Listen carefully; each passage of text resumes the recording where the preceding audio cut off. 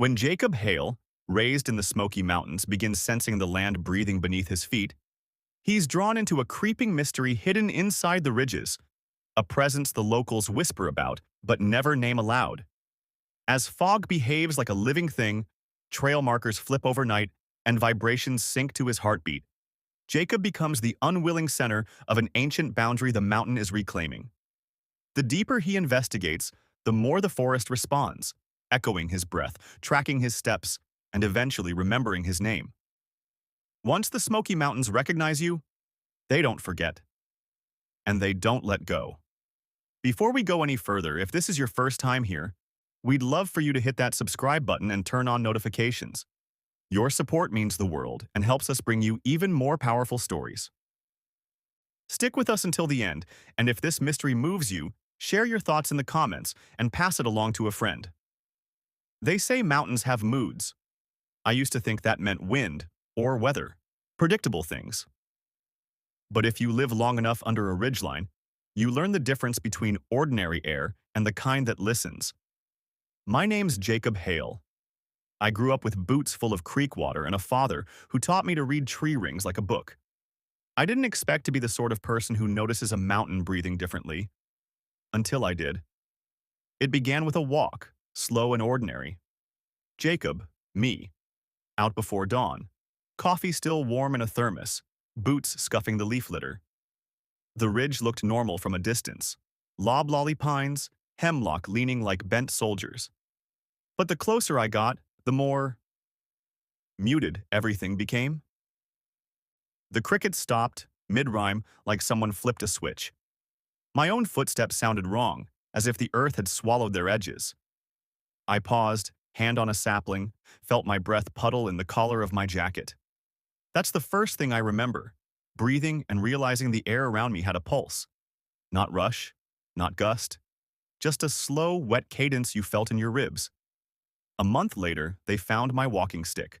Not broken, not tossed. Jammed into the dirt at a slight angle, soil packed around it, warm like it had been held. Around it, the ground curved inward, long, even arcs, like someone had laid a hand over the earth and pressed. Searchers called it a depression. A volunteer called it a ribbed bowl. Nobody could explain the spiral patterns in the leaf litter, tracks that looped clockwise, then stopped, as if whatever made them had decided to go the other way. People from town gathered at the trailhead. They murmured. Old Mrs. Langley, she runs the bait shop, said it smelled metallic, like pennies left in rain. Someone else muttered, "That ridge don't like being looked at." Small talk mostly. But when the sheriff walked past the cluster, he pinched his nose and said nothing. That silence said more than 1,000 rumors. They organized a search, teams of volunteers with headlamps, families with flashlights, a couple of rangers carrying radios that hissed and popped. I stood at the edge, watching, pretending I wasn't shaking. One guy, Tom, thin, always chewing gum, leaned close and joked to a buddy, "You reckon he took off to Florida?" Another whispered, "Maybe he just found a better hiking trail." Gossip like this softened the fear, made it digestible. But every so often someone would go quiet, look at the trees, and then lower their voice like they'd swallowed a secret. At night, reports arrived in fits, odd audio captures, low-frequency whistles on a sensor that normally recorded owls. A tech named Priya checked the recordings. She replayed a clip, then stopped the device, eyes wide. "You hear that?" she asked. It wasn't a noise you could call animal. It was a slow vibration under everything, a sound you felt through your molars. She played it again. The watchers held their breath as if the room might tilt. Someone else said, "Sounds like a giant chest." Funny and terrible all at once. We found small things that didn't add up. A drone half melted against a root, its camera glass bubbled as if heat had licked at it. A compass that spun without settling. A trail camera bent into a loop, not shattered, metal reformed into a curve. Each discovery felt deliberate, as if the mountain were rearranging the scenery around some invisible rule. People began to talk about the fog. Not the ordinary morning mist that clung to hollows, but a denser thing that fell like a curtain, folding sound into itself. When the drop happened, light flattened, colors dulled, and your skin felt like it had gone soft. Locals said to leave offerings, cornmeal, tobacco, at the tree line. Superstition or charm, I don't know.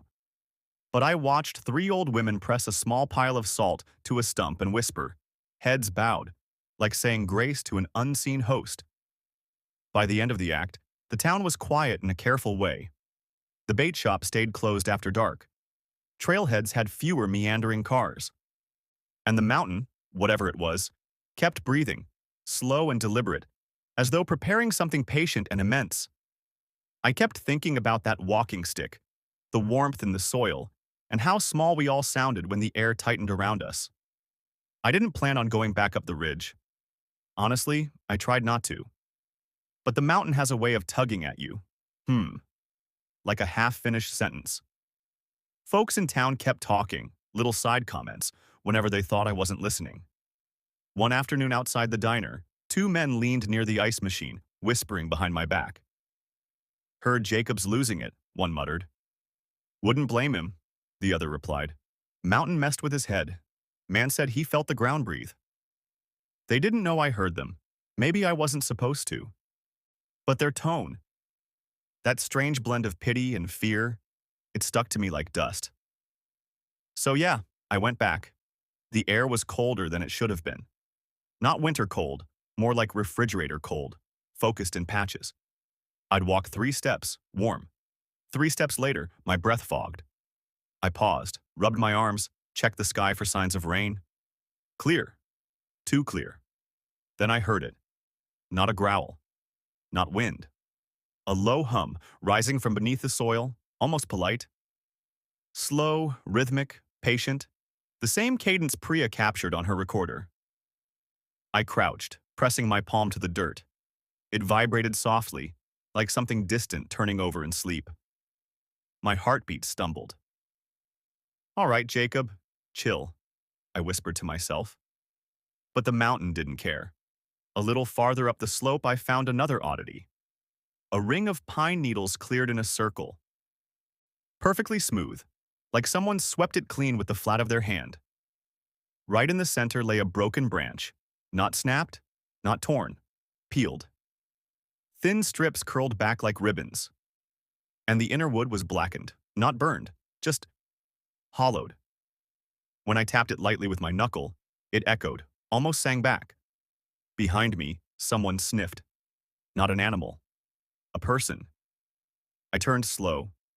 A hiker stood on the trail, backpack hanging low, arms hugged to his chest.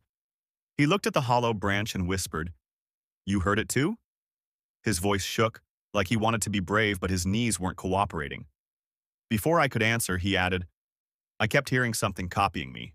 Thought it was wind. But when I said, 'Hello,' it answered." He gave a short laugh, tired, embarrassed. "Man, I'm not crazy, right? Please tell me I'm not." A part of me wanted to reassure him. Another part wanted to run, because the hum under the ground was getting louder, steadier, like it recognized us. The hiker backed away, muttering, "Nah, nope, I'm done." He didn't even bother staying on the trail, just turned into the brush, stumbling as he rushed downhill. I stayed a moment longer than I should have, listening, trying to understand. Then the fog fell, not slowly drifting, not rolling from valley to ridge. It dropped, like someone dragged a gray sheet down from the treetops. My ears popped. My breath hitched. The world softened at the edges, and I could only see a few feet ahead. Somewhere inside the fog, something shifted. Not walking. Sliding. I didn't wait. I moved fast, boots scraping rock, breath loud in my own skull. The hum faded behind me, swallowed by leaves and distance. By the time I reached the trailhead, I was sweating, shaking, and weirdly lightheaded, like the mountain had squeezed the air out of me. 2 teenagers near the parking lot watched me stumble out. One nudged the other. "Told you he was the guy," she whispered. "Yeah," he replied. "The one who heard the heartbeat." Then they stared at me the way you stare at someone who escaped something you're not sure is real. I didn't say a word. Couldn't. because deep in my bones I felt it. That wasn't the last time the mountain would echo back. The next morning felt heavier than it should have. Not emotionally, physically. My chest felt tight, like the air was denser, thicker. I sat on my porch with a mug of coffee, staring at the ridgeline. The fog wasn't there, but a faint shimmer clung to the trees. Almost like heat waves, except the air was cold enough to sting my fingers. Old Mrs. Langley pulled up in her muddy Subaru, window down, hair tied back with one of those bright floral scarves she always wore. She leaned out and called, "Jacob, honey, you look pale. You been up there again?" I shrugged. "Just checking the trail." She clicked her tongue. "That ridge don't like being checked." Then she lowered her voice. "Come inside. Need to show you something." Inside her bait shop, the air smelled like damp rope and fishing salt. She walked me past shelves of lures to a back room cluttered with cardboard boxes. Pulled one down, dust puffing into the light. "Ever heard of the Listenbacker?" she asked. I frowned. "Sounds like a ghost story," she snorted. "If only." She unfolded a brittle map, old enough to crumble if you breathed on it wrong. The ridge, my ridge, was marked with tiny notches, like someone recorded movements instead of trail lines. Cherokee elders used to talk about something that walked between breaths. Said it lived in places where sound went to die. If you whispered too loud, it whispered back louder. If you called out— She paused, looking at me with eyes far too knowing. "It remembered your name." I felt my skin crawl, that hum, that echo. "Why show me this?" she straightened. "Because you're marked now, Jacob. Fog touched you. You felt the ground move. Folks who feel that don't stay the same." Before I could respond, the bell above the shop door jingled. 2 hikers walked in. Young guys, backpacks still dusty.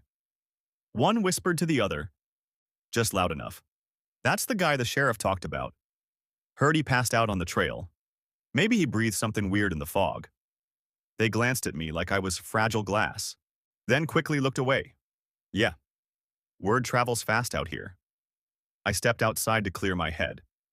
The sky looked normal, blue with a smear of thin clouds, but something pulsed under the wind. Not sound, not vibration, a feeling. Like when someone stands too close behind you and you sense their presence before hearing them. Priya met me at the ranger station later that afternoon, pulling me into a cramped office full of radio static. Her hair was tied up, glasses crooked from lack of sleep.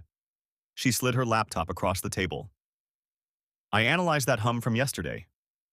On screen, the audio wave pulsed slow, too slow to be any mammal. "This pattern isn't random," she whispered. "It's structured, almost like communication." A chill slid down my arms. "Trying to say what?" She hesitated. "It's matching your breathing intervals, Jacob." Every inhale, it responded. Every exhale, it paused. I stared at her. "You saying it was listening to me?" She swallowed hard. "No, I'm saying it was syncing to you." Before I could speak, the overhead lights flickered. Just once. Just enough to make the room hold its breath. A ranger walked past the doorway, muttering to another, "Power keeps dropping ever since whatever he found up there. Bet it's all connected." The other ranger whispered back, "Wouldn't surprise me. Fog like that? Ain't natural." Conversations like that, they chip at you, man. Make you doubt your own memories. Make you question whether you're unlucky or cursed. Later that evening, as the sun dipped behind the peaks, I walked through town. Windows glowed warm behind curtains. Kids played baseball near the church field. Everything looked normal, almost boring. But the silence between sounds felt wrong. Birds chirped, then stopped mid-pattern. Someone slammed a car door and the echo died before it reached the storefronts. Even my footsteps felt absorbed by the pavement. That's when an elder, one I'd seen maybe twice in my life, walked up behind me. Gray braids, weathered face, eyes clear as winter water. Without introducing himself, he murmured, "When the fog drops from above, don't speak, don't breathe loud, don't run. I turned. Why? He looked back toward the ridge. Because the listen-backer follows sound, but it remembers silence. Even more. My spine tightened. What does it want? He studied me. Not food, not territory. He tapped my chest lightly. It wants recognition. He walked away before I could ask anything else. That night, lying in bed, staring at the ceiling, I kept replaying the hum, the spirals in the dirt, the hollow tree that sang back. Every sound from the mountain felt like a slow introduction, like it was learning me piece by piece. And deep down, I realized something unsettling. If Act 2 was the mountain saying hello, Act 3 was it remembering my voice. The next day began strangely, even before sunrise. I woke up to a faint vibration running through the floorboards. Soft, steady, like someone dragging a fingertip across the underside of the house. I sat up, heart thudding. Listened. The vibration stopped instantly, almost as if it realized I'd noticed it. I dressed fast, boots on, jacket half-zipped. Out on the porch, the mountain looked quiet. Too quiet. A few early risers walked down the road, coffee in hand. And yeah, I caught the whispers. That's him. Man's being followed by fog. A ranger said the radio's cut out when he's around. I didn't blame them. Honestly, a part of me wondered the same thing. I headed to the ranger station, hoping for clarity. Instead, I found tension thick enough to chew. Two rangers stood near the supply counter, whispering sharply. You saw the markers, right? One said. All reversed. Who the hell moves mile signs at night? Whoever it is, it's following his trail. His eyes flicked toward me. They both went silent. Priya stepped out from an office, shoulders tight. We need to talk. She led me into a back room where maps covered an entire wall. Red pins marked areas closed for bear activity. Except, there were no bears up that high this time of year. 3 closures formed a perfect triangle around the ridge where I'd felt the hum. A geometric pattern. Deliberate. This isn't wildlife, she whispered. I studied the map. You think something is moving through here? She exhaled shakily. I think something is claiming it. Before I could respond, a static crackle snapped through the radio system. Not chatter, not noise. A pulse. Slow, rhythmic, deep.